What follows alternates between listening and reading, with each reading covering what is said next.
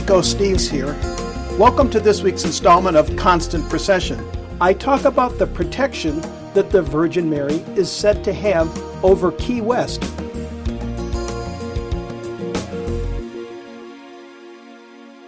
But before this, for those of you just subscribing to these podcasts, here is a bit of background about my book, The Very Fine Light. It takes place in the village of Cannellville, New York, and the village undergoes a decorative transformation in order to give visitors to the village a more festive sort of a seasonal vibe.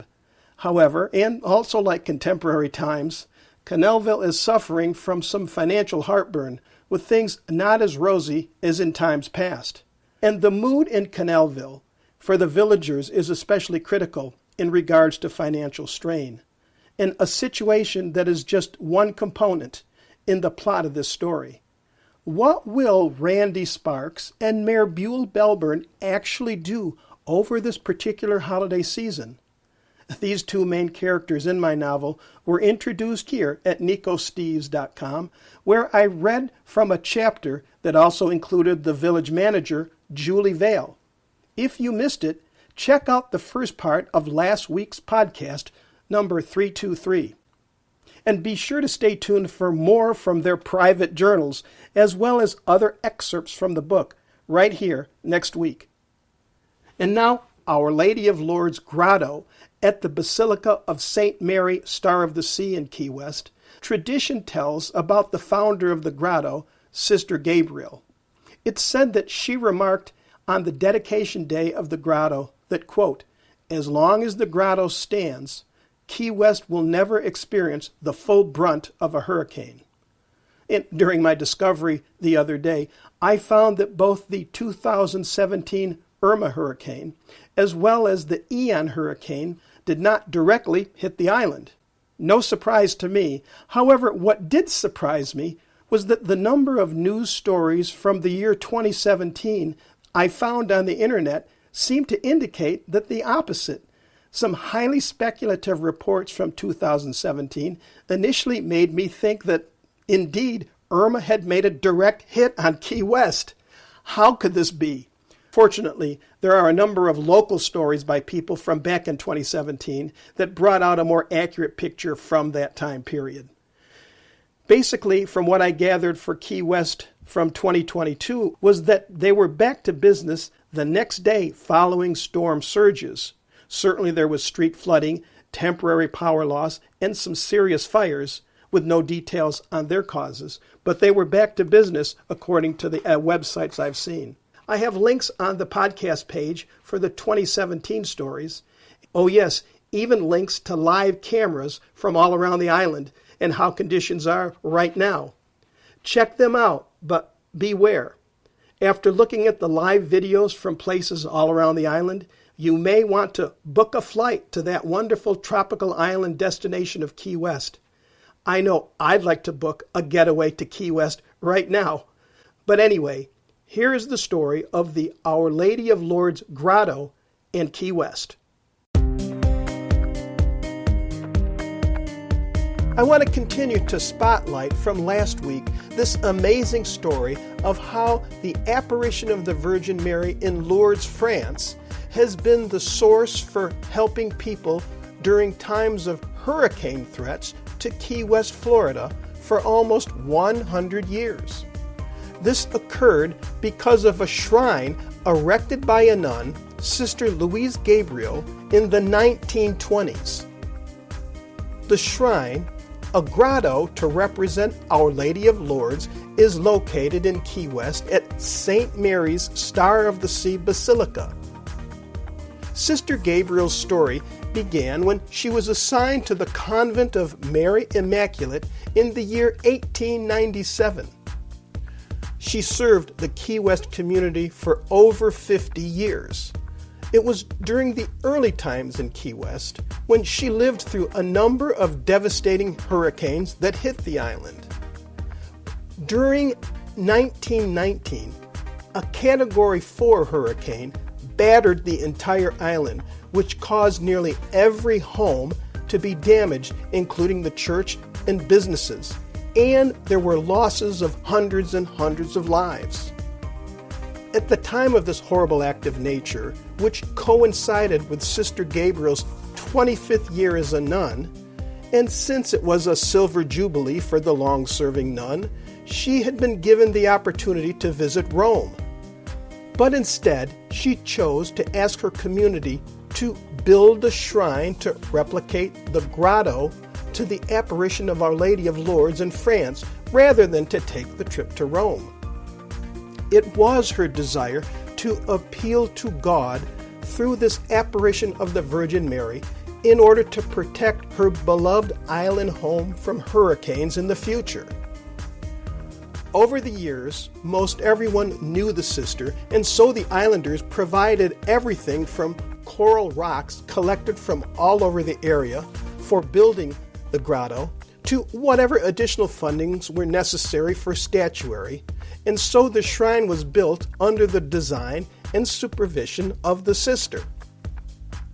It was said that once the grotto was completed, Sister Gabriel said, quote, "As long as the grotto stands, Key West will never experience the full brunt of a hurricane again." And today, almost 100 years later, the prayers of the people in the grotto are dedicated to seeking help for the intervention of the apparition of the Virgin Mary and her appearance to Saint Bernadette in Lourdes, France, to God, which has kept Key West from enduring the brunt of a hurricane ever since. I'm frequently surprised by the unlikely places I find that people share reverence to apparitions to the Virgin Mary, and Key West and the grotto was no different. It was interesting to review stories of reverence from people from Key West for the Virgin Mary. And this shrine, this grotto, with its bold wall enclave built of coral stones, with a statue of Our Lady of Lourdes, is honored by being kept under constant vigil of lit candles, along with a statue to Saint Bernadette, and also stone benches and places to kneel. It stands as a sentinel and testament to the power of one sister's dedication to her community, of the people from that community who go there to pray, and the belief in God's great intervention to protect Key West. And so by turning to an apparition in far-off France as an appeal to the Madonna to intercede, the islanders of Key West have been spared ever since. One report tells about a tavern around the famed Duval Street in Key West that has a candle placed on a wooden mantle that waits at the ready for whenever an approaching hurricane in Hurricane Alley appears to find Key West in its path. It's said the tavern owner has the candle delivered to be lit at the grotto shrine in order to have its own prayer requests answered. I also find it telling that people from all walks of life and spiritual persuasions find their way to the grotto. One quote from Father John Baker, rector of the Basilica of St. Mary, Star of the Sea, mentioned during a particular threat of a storm. He recalled a visitor to the grotto who said to him, quote, "I don't believe much in God, but I do believe in the grotto," unquote. The good father observed, quote, "People pray here every day. People are here all day and night. We believe in the power of prayer." And there are TV reports I found during both Hurricane Rita and 2017's Hurricane Irma, where belief in a greater power than humanity seemed to rise. On my website, I've linked to a couple of those interviews from folks who you'd think were unlikely to seek protection from an apparition of the Virgin Mary, yet they come. A final note. As I mentioned in my podcast last week about the unique serenity I experienced at the Basilica during my visit to Key West, I was intrigued to find this quote from journalist Marcy Knight's article from 2013. Quote, "The area has an odd hush about it with a stillness that is calming in a way that's beyond description. Lit candles are aglow in an area protected by the elements. Small pieces of paper with prayers scribbled on them are placed by the candles with reverence. to remember what Sister Gabriel prayed, quote, "As long as the grotto stands, Key West will never again experience the full brunt of a hurricane," unquote. The prayer still protects the island. And the reality is that to date, no hurricanes have devastated Key West since the shrine was built, and requests to the Virgin Mary to keep Key West safe, now almost 100 years later, defies the statistics that so many people live by today.